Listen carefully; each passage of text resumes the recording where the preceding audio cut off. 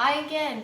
So now that you've practiced your 4 different shading techniques, it's time to put them into kind of a cool still life.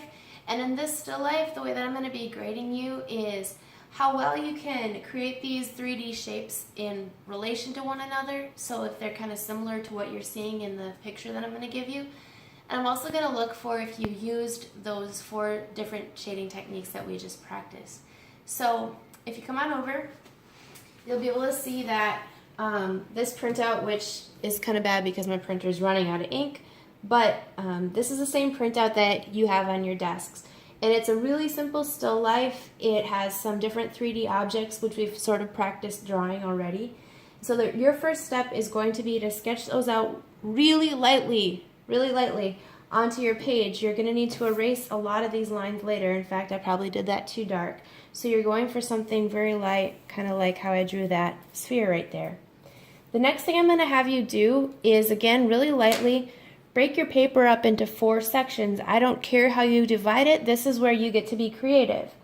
If you want your sections to be shaped like, I don't know, curved lines, dividing it up into 4 different slices, you can. If you are a very linear person and you just want to divide your paper up using straight vertical lines, you can do that. You can also do diagonal lines. You can divide it up with wavy lines. However you want to do that, is fine with me. So I'm going to do mine in wavy lines. So I have one section right here, and then I'm going to kind of change my shape a little bit. Put one section right there. Again, I'm drawing these really light, and then finally I'll break this one up here. Now at the top of each section, 1, 2, 3, and 4, I want you to write the shading technique that you're going to use for that part. So up here I'm going to write really small and again lightly, blending. I'll start out with blending. That's the one I'm the most comfortable with. I'm going to move on to hatching. In this section, so this strip right here will say hatching. On this one I'm going to do stippling, the noisy one, also known as pointillism.